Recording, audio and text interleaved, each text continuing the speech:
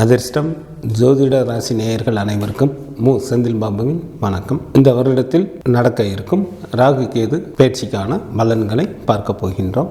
April மாதம் 26ஆம் தேதி சனிக்கிழமை மாலை 4:20 ராகு பகவான் பூரட்டாதி நட்சத்திரம் 4ஆம் பாதம் மீன ராசியில் இருந்து பூரட்டாதி நட்சத்திரம் 3ஆம் பாதம் கும்ப ராசியில் பிரவேசிக்கிறார். ஏப்ரல் மாதம் 26ஆம் தேதி சனிக்கிழமை மாலை 4:20 கேது பகவான் உத்திரன் நட்சத்திரம் 2ஆம் பாதம் கன்னிராசியில் இருந்து உத்திரன் நட்சத்திரம் 1ஆம் பாதம் சிம்ம ராசியில் பிரவேசிக்கிறார். ராகு மற்றும் கேது பகவானின் பயிற்சியினால் 12 ராசிகளில் பிறந்தவர்களுக்கும் என்ன பலன்கள் கிடைக்கப் போகின்றது, பரிகாரம் என்ன செய்யலாம் என நாம் பார்க்கலாம். சகோதர காரகரான செவ்வாயை ராசி அதிபதியாக கொண்ட விருச்சிக ராசி என்பர்களே, ராகு பகவான் தங்களது ராசிக்கு 4ஆம் இடத்திற்கும் கேது பகவான் தங்களது ராசிக்கு 10ஆம் இடத்திற்கும் வருவதால் குடும்பத்தில் உற்சாகம் அதிகரித்து காணப்படும். தங்களது ராசிக்கு கேந்திர ஸ்தானங்களில் ராகு மற்றும் கேது பகவான்கள் அமர்ந்து இருப்பதால் பல வழிகளிலும் தங்களுக்கு நன்மைகள் உண்டாகும். தாங்கள் எதிர்பார்த்த அளவிற்கு பணவரவும் பொருள் வரவும் ஏற்படும். நண்பர்களும் உற்றார் உறவினர்களும் தங்களால் இயன்ற உதவியை செய்வார்கள். சில அன்பர்களுக்கு வேலையில் மாற்றம் ஏற்படும். புதிய வேலை வாய்ப்புகள் தங்களை தேடி வரும். பொறுமையோடு எந்த ஒரு காரியத்திலும் ஈடுபட்டால் தங்களது இழப்பை சரி செய்ய இயலும். இழந்த செல்வாக்கை திரும்ப பெறுவீர்கள். குடும்பத்தில் சுப நிகழ்ச்சிகள் நடைபெறும். தங்களது திறமையை முழுமையாக வெளிப்படுத்துவதற்கு தகுந்த காலமாக தற்சமயம் உள்ளது. உடன் பிறந்தவர்களின் வழியிலும் நல்ல ஆதாயம் அடைவீர்கள். புது நண்பர்கள் அறிமுகம் ஆவார்கள். அவர்கள் மூலமாகவும் நல்ல ஆதரவு கிடைக்கும். தங்களது ராசிக்கு 4ஆம் இடமானது வீடு, வண்டி, வாகனம், உயர்கல்வி போன்றவற்றை குறிக்கும். தங்களது ராசிக்கு 4ஆம் இடத்திற்கு ராகு பகவான் வருவதால் தாயின் உடல் நலனில் சற்று கூடுதல் கவனம் செலுத்துங்கள். சில விருச்சிக ராசி என்பவர்களுக்கு வீடு, வண்டி, வாகனம் போன்றவைகள் வாங்குவதற்கு ஏற்ற காலமாக தற்சமயம் உள்ளது. தங்களுக்கு இதனால் வரை இருந்த கவலைகள் நீங்கும். தாங்கள் செய்து கொண்டிருந்த காரியங்களில் உள்ள தடைகள் நீங்கி நல்ல விதமாக பணிகள் நிறைவேறும். தங்களது பேச்சில் பொறுமையுடன் நிதானத்தையும் கடைபிடிப்பது நல்லது. குழந்தை பாக்கியம் இல்லாதவர்களுக்கு குழந்தை பேறு ஏற்படும். உறவினர்களிடையே நெருக்கமான தொடர்புகள் உண்டாகும். பொருள் வாகனத்துடன் நல்ல மகிழ்ச்சிகரமான வாழ்க்கையினை வாழ்வீர்கள். யாருக்கும் வாக்குறுதிகளை கொடுக்க வேண்டாம்.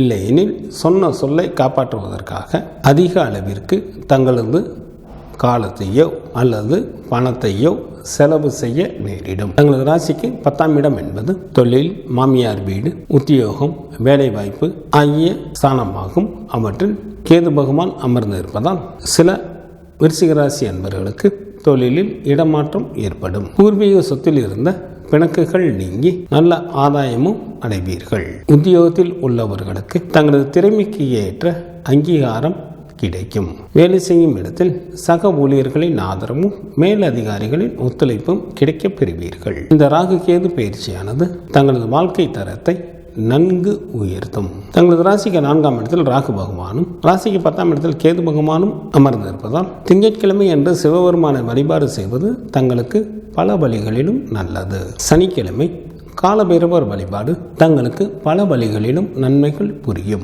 சிவ பஞ்சாட்சர மந்திரத்தை கூறி வருவதால் தங்களது வாழ்க்கைக்கு தேவையான வளத்தை பெற இயலும். ஞாயிற்றுக்கிழமைகளில் உளுந்து சாதம் அல்லது சித்ரான்னம் போன்றவைகளை ஏழைகளுக்கு தானம் அளிப்பதன் மூலமாக தங்களது வினைகளை அகற்ற இயலும். நெல் கிரகங்களான ராகுவும் கேதுவும் ஒவ்வொரு ராசியிலும் 18 மாதங்கள் தங்கி சுப அசுப பலன்களை தருவார்கள். ராகு கேது பகவான்கள் சாயா கிரகங்கள் ஆகும். ராகு பகவான் கருணாக பாம்பு, கேது பகவான் சென்னாக பாம்பு. இந்த கிரகங்கள் மனிதர்களுடைய வாழ்வில் பல்வேறு மாற்றங்களை ஏற்படுத்தும். இந்த கிரகங்கள் சாதகமான இடத்தில் அமர்ந்து விட்டால் ஜாதகர் வாழ்வில் நல்ல யோகங்களை பெறுவார். ஜாதகத்தில் ராகு கேது சரியாக அமையவில்லை என்றால் வாழ்வில் பல்வேறு பிரச்சனைகளை உண்டாக்குவார்கள். திருமண தடை, வியாபாரத்தில் விரயம், வீண் பிரச்சனைகள், விரக்தி, பொது பிரச்சனைகள், வீண் பழி, குடும்ப பிரிவு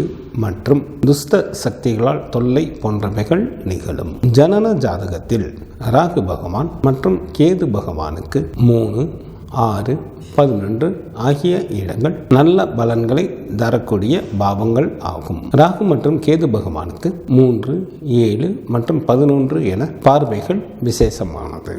ஜாதகத்தில் ராகு கேது பகவான்கள் மேசம், ரிஷபம், கடகம், கன்னி, மகரம் ஆகிய வீடுகளில் இருந்தால் நல்ல வலுவான யோகம் உண்டு என சாஸ்திர நூல்களில் கூறப்பட்டு உள்ளது. ஒருவருடைய ஜாதகத்தில் லக்னம் 2, 7 மற்றும் 8ஆம் வீடுகளில் ராகு அல்லது கேது பகவான் இருந்தால் அந்த ஜாதகருக்கு ராகு கேது தோஷம் உண்டு. இந்த அமைப்பில் எந்த ஒரு ஜாதகர் பிறந்து உள்ளாரோ அதே போன்ற அமைப்பினை கொண்ட ஜாதகத்தை வரனாக அமைத்தால் மிகவும் நல்லது.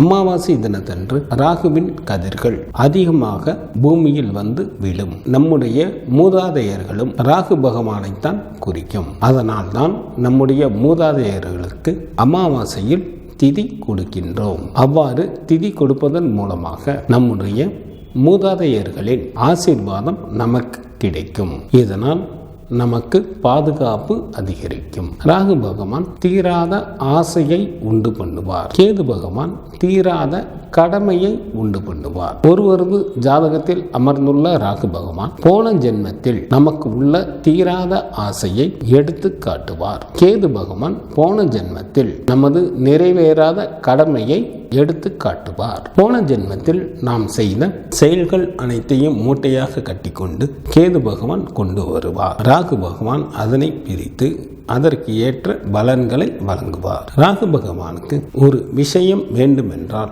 அடுத்தவர்களின் மூலமாகத்தான் அந்த வேலையை நிறைவேற்றிக் கொள்வார். நமது ஜாதகத்தில் லக்னத்தில் இருந்து ராகு பகவான் எந்த பாவத்தில் இருக்கின்றாரோ அந்த கிரக பாவக காரகத்துவங்கள் எவ்வளவு கொடுத்தாலும் ஜாதகருக்கு பற்று தீராது. நமது ஜாதகத்தில் லக்னத்தில் இருந்து கேது பகவான் எந்த பாவத்தில் இருக்கின்றாரோ அந்த கிரக பாவக காரக தத்துவ விஷயங்கள் ஜாதகருக்கு பற்று இல்லாமல் கடமைக்கே செய்வார். இந்த ராகு கேது பெயர்ச்சியில் எந்த பாவத்தில் ராகு மற்றும் கேது பகவான் உள்ளதோ அதற்கு ஏற்ப பரிகாரம் செய்யலாம். பொதுவான பரிகாரமாக திங்கட்கிழமை சிவன் கோயிலுக்கு சென்று வழிபாடு செய்வது மிகவும் நல்லது.